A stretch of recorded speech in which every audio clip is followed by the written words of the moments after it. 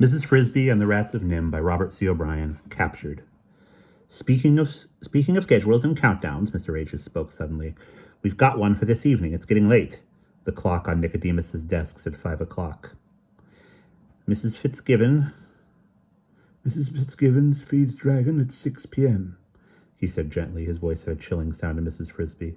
They all looked at her. I'm ready, she said quietly. But there are still a few minutes and one question you have not yet answered.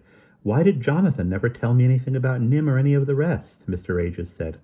I'll try to explain. When Nicodemus and the others moved into the cave near the rose bush, they invited Jonathan and me to stay with them. After all, we had been with them for many months by that time. And at first we did, but after a few weeks we decided to move out. We were, you realize, different. We both felt strange associating always and only with rats, even though they were our close and good friends.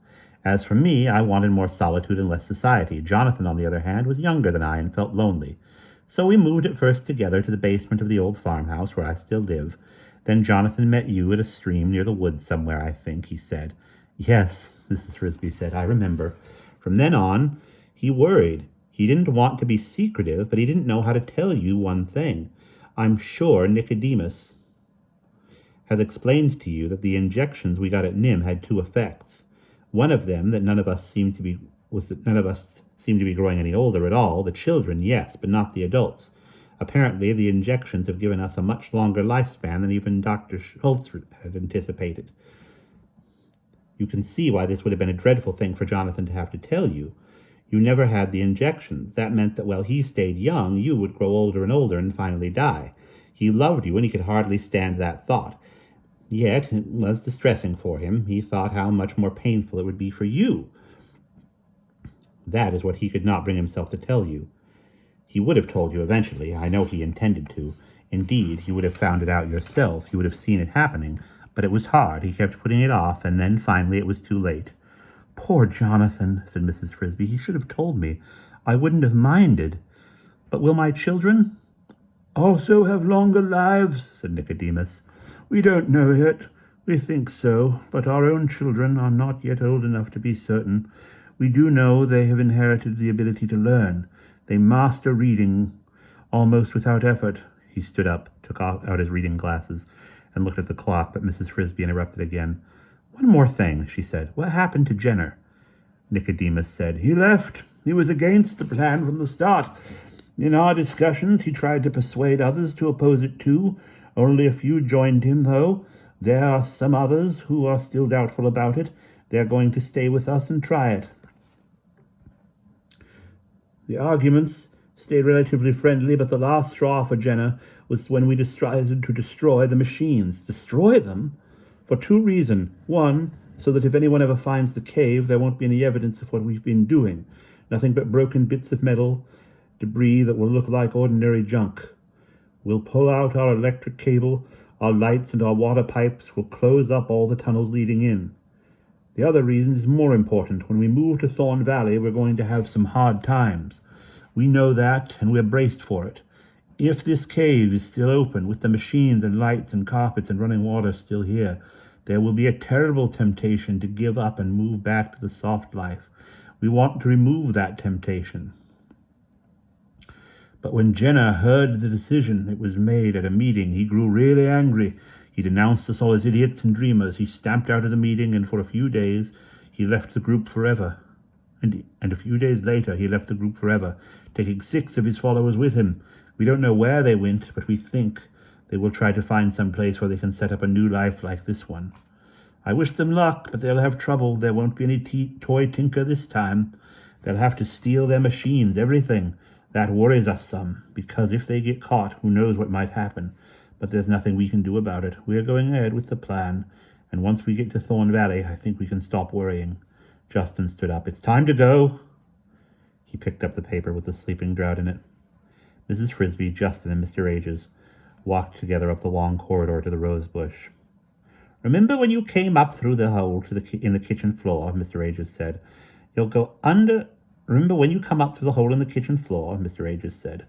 You'll be under a cabinet. It's low, but there's room to move. Go a few steps forward and you'll be able to see out into the room. Mrs. Fitzgibbon will be there getting dinner for her family. They eat at about 6.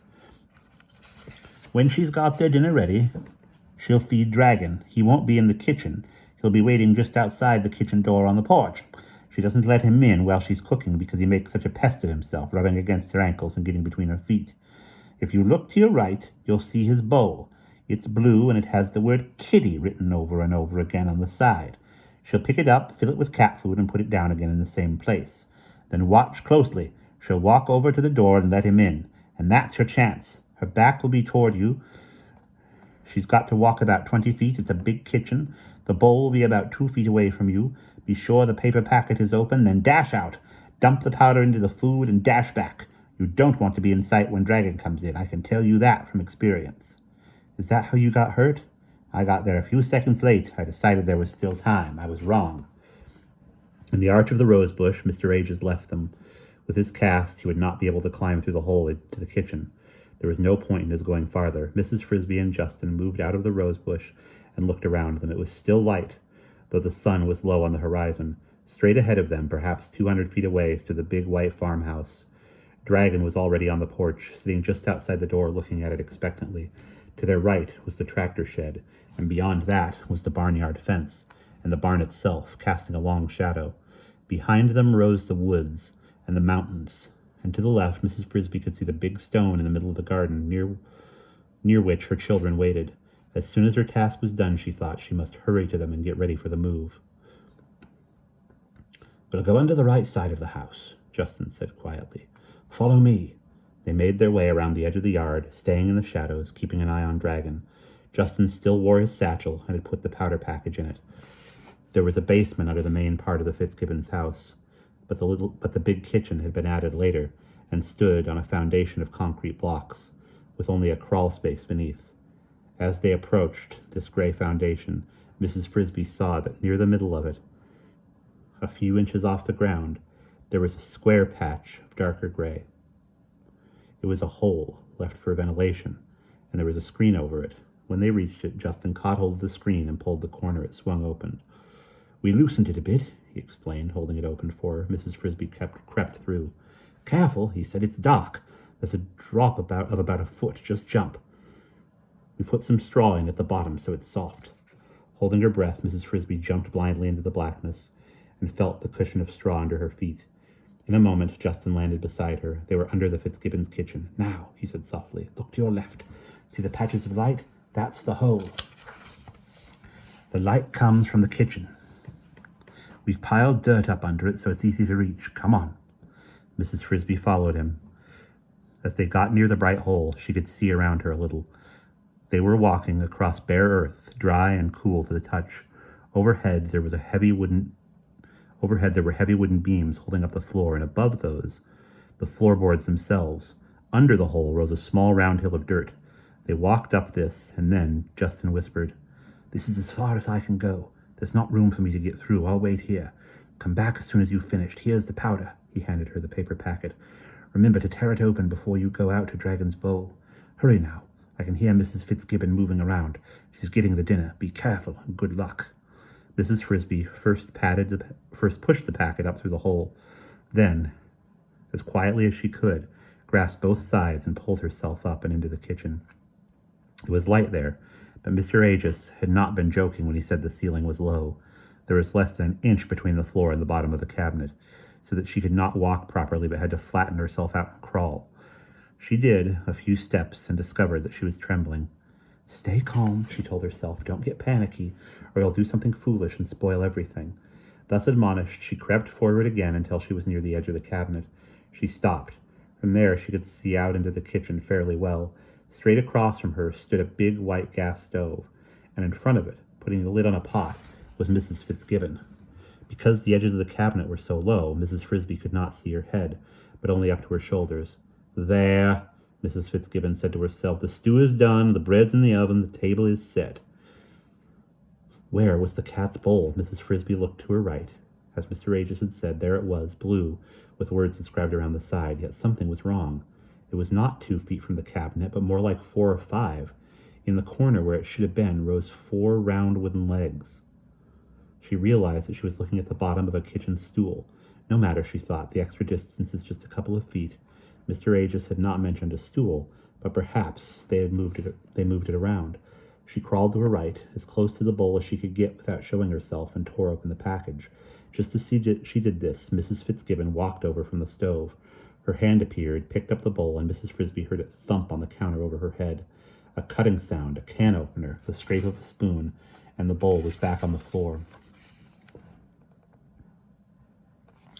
The strong, fishy smell of cat food. Mrs. Fitzgibbon walked away. Now!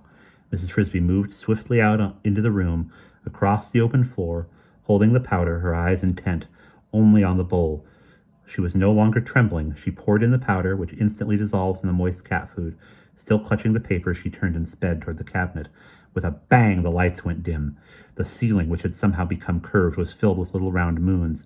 Mrs. Frisby kept running, and her face struck a cold, hard wall of metal. A voice shouted, "Mother, don't let Dragon in yet. I've caught a mouse." Billy, the youngest Fitzgibbon's son, had been sitting on the kitchen stool, his feet up on the rung, eating berries from a colander. The colander, upside down, was now over Mrs. Frisby. And that is the end of that chapter.